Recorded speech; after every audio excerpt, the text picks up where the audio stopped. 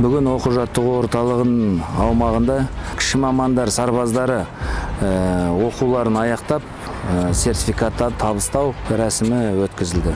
Сарбаздарға өткен курстарына қатысты мамандықтарына сай сертификаттар берілді.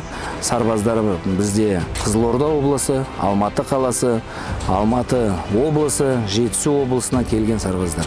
Біздегі мамандықтар бойынша зениттік зымырандық кешендерінің операторлары, радиолокациялық станция операторлары, жылжымалы биіктікті өлшегіш операторлары, электр құрылғыда жұмыс жасайтын мамандар бойынша оқуларын тамамдап сертификаттар берілген.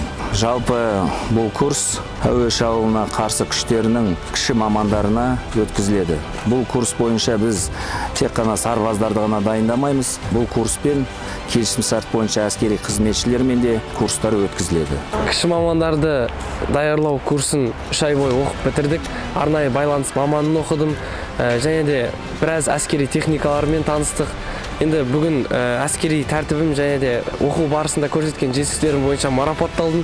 Оған қуаныштымын. Және де әрі қарай әскери қызметімді Қарағанды облысы Саран қаласында әскери бөлімде жалғастырамын.